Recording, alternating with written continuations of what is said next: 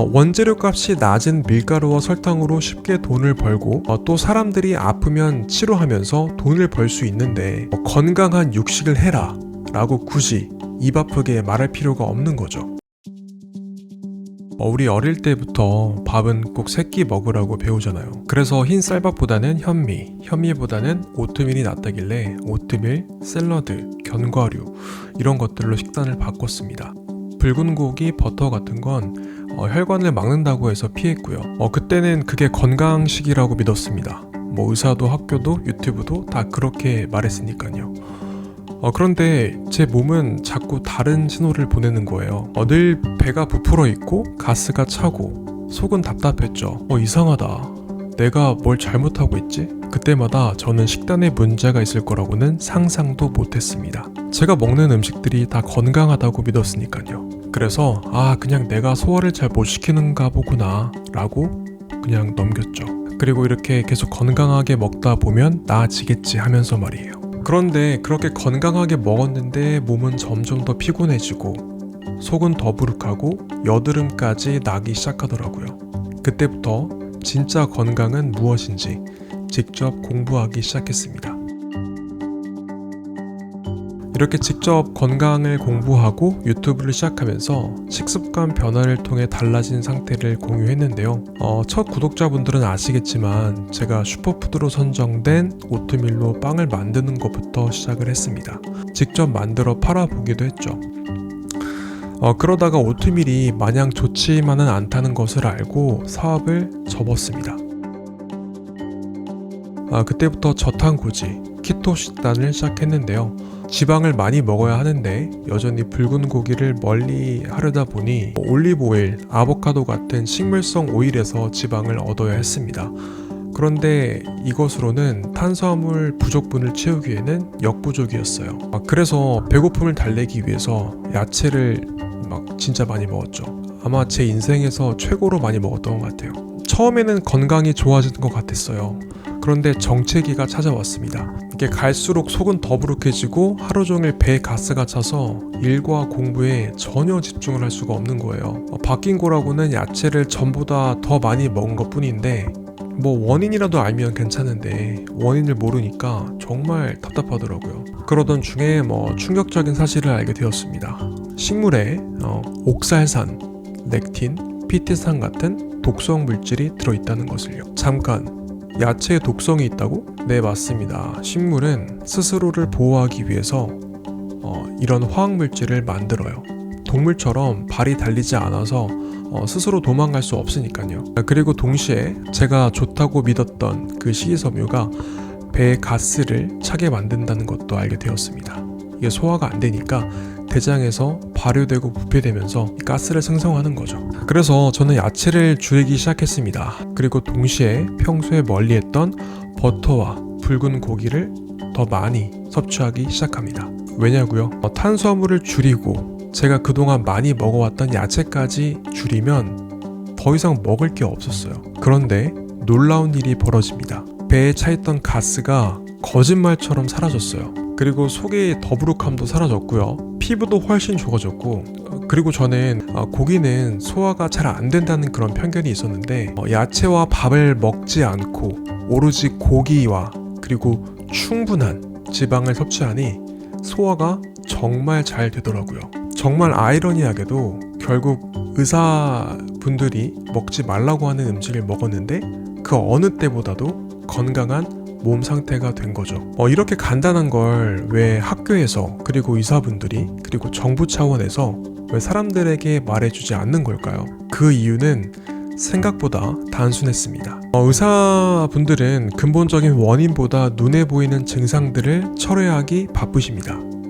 혈압이 높으면 혈압약, 혈당이 높으면 당뇨약, 콜레스테롤이 높으면 스타틴. 왜 높아졌는지에 대해서는 자세하게 설명해주지 않습니다. 그리고 두 번째입니다.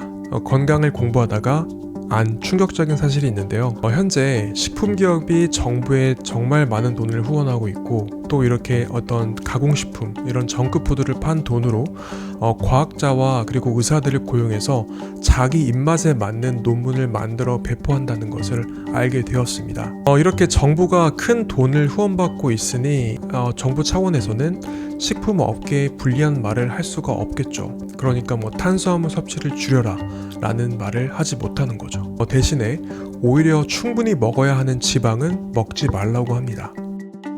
세 번째 이유인데요. 의사는 영양학을 제대로 배우지 않습니다. 실제로 제가 이 영상을 준비하면서 찾아보니 미국 의대 기준으로 영양학 수업이 평균 19시간도 안 된다는 것을 알게 되었습니다. 그마저도 대부분 아주 기초적인 생화학 수준입니다. 올바른 영양 섭취가 근본적인 해결책인데 이걸 제대로 배우지 않는다는 거죠. 대신에 의사분들은 약을 배웁니다. 병을 고치는 게 아니라 증상을 억누르는 법을 배우는 거예요. 그러니까 콜레스테롤이 높아지면 그 원인을 해결해야 되는데 단순히 콜레스테롤을 낮추는 그런 스타틴 약 같은 것들. 실제로 스타틴은 엄청난 수익률을 기록하고 있죠. 그리고 콜레스테롤이 정말 우리 몸에 좋은데요. 그건 바로 전 영상, 이전 영상을 참고하시면 좋을 것 같습니다. 자, 여기에 더해서 식품 기업의 영향까지 더해집니다. 그러니까 1950년대 안셀키스라는 과학자가 있었는데요. 지방이 심장병의 원인이다 라고 주장을 합니다. 근데 그 연구는 타임즈에도 소개되었지만 결국 그 연구는 조작된 연구 논문이었다는 것이 밝혀졌죠.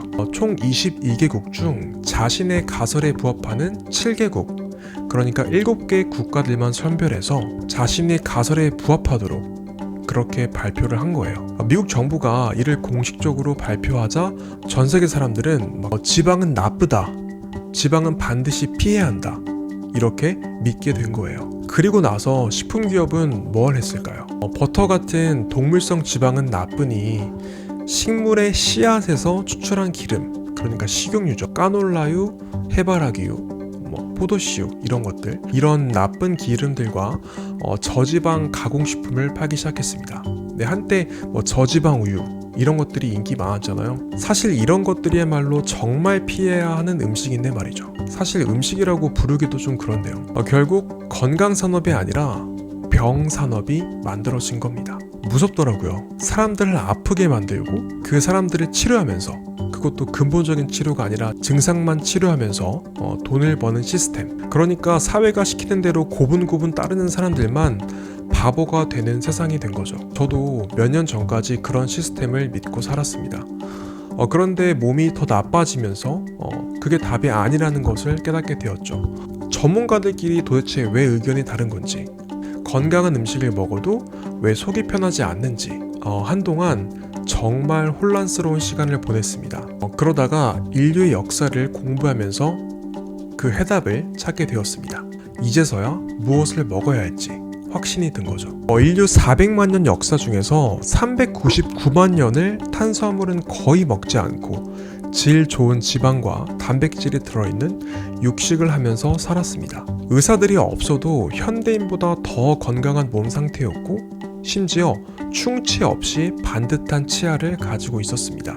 그리고 비만인 사람은 전혀 찾아볼 수 없었죠. 그리고 고작 4,000년 전, 쉽게 설명하면 9 to 6, 9시에 출근해서 6시에 퇴근한다고 가정했을 때 퇴근하기 몇 초 전에 해당하는 시점에 농경사회가 시작된 겁니다. 농경사회에 들어서면서 무슨 일이 발생했을까요?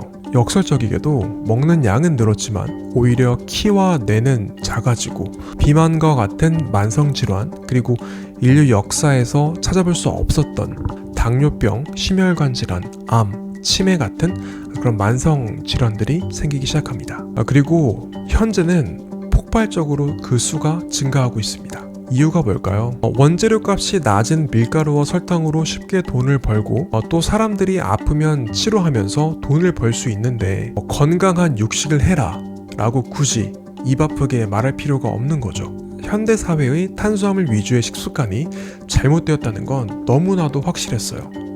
그래서 저는 결심했습니다. 인류가 대부분의 시간 동안 먹어왔던 식사, 즉 양질의 고기와 지방을 충분히 섭취하기로요. 인류는 수십만 년 동안 의사 없이도 잘 살아왔습니다. 그런데 현대사회는 병을 만들고 그 병을 고치는 시스템을 만들어 놓았어요. 이제는 바뀌어야 합니다. 상식이 아니라 내 몸의 반응을 믿어야 합니다. 그래서 다음 영상에서는 우리가 건강식이라고 믿는 음식들, 예를 들면 오트밀, 그리고 씨앗류, 식용유, 그리고 견과류, 이런 슈퍼푸드, 그 이면에 어떤 진실이 숨겨져 있는지 하나씩 풀어보도록 하겠습니다. 그래서 앞으로도 건강에 대한 진짜 이야기를 듣고 싶은 분들은 제 채널을 구독해 주시면 유익한 내용의 영상을 놓치지 않고 시청하실 수 있습니다. 놓치지 않으시려면 알람 설정까지 해두셔야겠죠? 알람 설정 꼭 해두시길 바라겠습니다. 그럼 오늘 영상 여기까지였고요. 저는 다음 영상에서도 더 유익한 내용으로 찾아오도록 하겠습니다. 감사합니다. 오프엘이었습니다.